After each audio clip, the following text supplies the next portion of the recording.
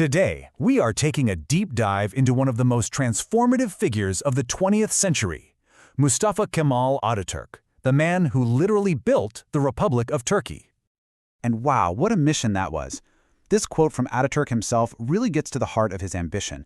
He wasn't just trying to win a war, he was trying to build an entirely new, modern state that would outlive not just him, but the empire it was replacing. So that's the big question we're tackling in this explainer. How on earth did one single military commander manage to forge a brand new nation from the rubble of the massive 600-year-old Ottoman Empire? Let's get into it. To really understand Ataturk, you first have to understand the world he came from. And folks, it was a world of absolute collapse and chaos. You see, by the early 1900s, the Ottoman Empire had been nicknamed the sick man of Europe. It suffered one devastating military defeat after another, and it all came to a head when it surrendered in World War I. The victorious Allies, well, they started carving up its territories, with plans to break apart even the Turkish heartland itself. But right in the middle of all this despair, a military hero starts to emerge. Mustafa Kemal wasn't a politician. Not yet, anyway. He was a brilliant, and maybe more importantly, a defiant army officer. His incredible defense of Gallipoli against the Allies made him a national hero. He became a symbol of resistance when almost everyone else saw nothing but defeat. And that defiance, well, that became the spark for a whole new national movement. This was a fight not just to save an old empire, but to create something completely new. Now here's where it gets really interesting. At this point, Turkey basically had two governments. You had the Sultan's government in the occupied capital, Istanbul, which was pretty much doing whatever the Allies told them to do. But then, deep in the Anatolian heartland, Mustafa Kemal set up a rival nationalist government in Ankara. Its one and only goal was to resist the occupation and build a sovereign Turkish state. And people around the world started to notice. He wasn't just seen as some rogue general. As you can see from this American newspaper back in 1922, they were calling him Turkey's George Washington. He was seen as a true revolutionary, leading a popular movement for independence against absolutely overwhelming odds. So here's the bottom line. After years of brutal fighting in what we now call the Turkish War of Independence, Kemal's nationalist forces won. That military victory was then locked in politically with the Treaty of Lausanne in 1923. This treaty basically forced the world powers to recognize the total sovereignty of this new Turkish state, and they had to throw that old partition plan right out the window. And with that international recognition in hand, the final step was taken. The Ottoman Sultanate was officially abolished, and on October 29, 1923, the Republic of Turkey was born. Just like that, 600 years of empire, gone. But look, winning a war is one thing. Building a modern nation from the ground up, that is a whole different ballgame. And this is where the Ataturk revolution really kicks into high gear. Ataturk's entire vision was driven by a set of core principles that we now call Kemalism, or the 6 arrows. Let's just quickly run through them. Republicanism, a government by the people, not a sultan.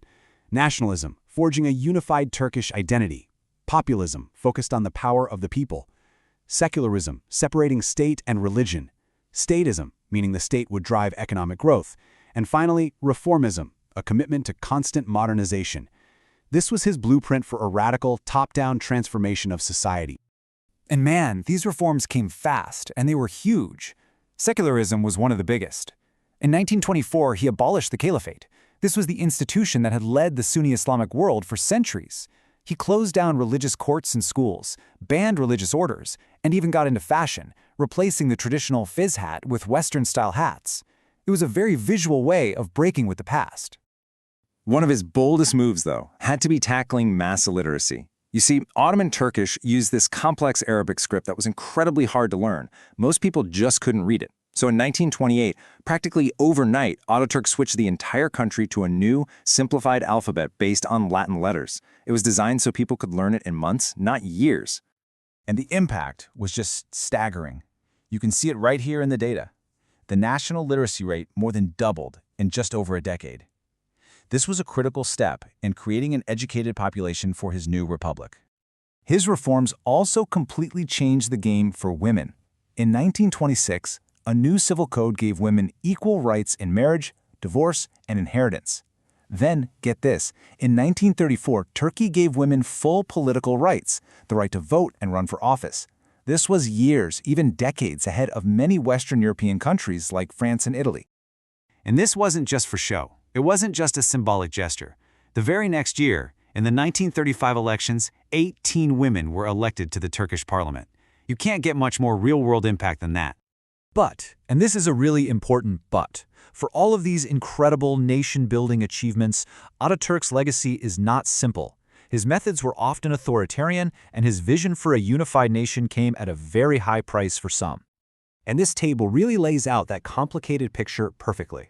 On one side, he is praised for creating a modern, secular republic, for his anti-colonial leadership, and for advancing women's rights. But on the other side, he's heavily criticized for his authoritarian, one-party rule that crushed any and all dissent. His push for one Turkish identity led to forced assimilation policies, and under his government, the ethnic cleansing and massacres of Christian minorities, including Armenians and Greeks.